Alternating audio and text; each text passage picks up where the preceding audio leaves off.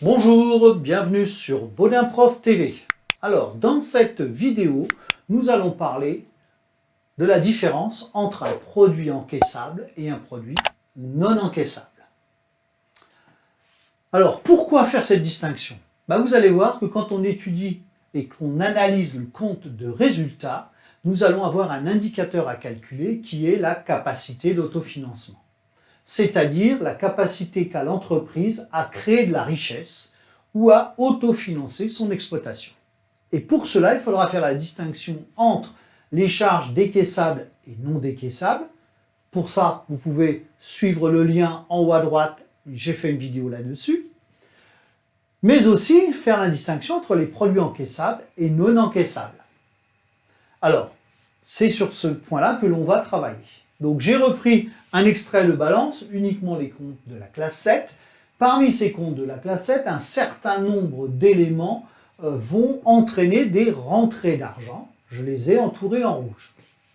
Donc tous ces éléments-là, comme par exemple une vente de marchandises, vous vendez de la marchandise, ça va impacter votre trésorerie, de l'argent qui va rentrer. Donc, on parle ici de produits encaissables. Et puis, il y en a d'autres, comme la reprise sur amortissant, qui sont, elles, des produits qui sont calculés. Alors, vous verrez que même le produit de cession d'éléments d'actifs, même s'il y a une rentrée d'argent, quand on travaille sur la capacité de l'autofinancement, comme c'est quelque chose d'exceptionnel, on n'en tient pas compte, tout simplement parce que c'est exceptionnel. Alors, prenons notre produit encaissable. On a notre compte de trésorerie, qui peut être banque, la poste ou la caisse, et vous faites donc des ventes. Il y aura donc un flux entrant d'argent. L'argent va rentrer, donc on va enrichir l'entreprise.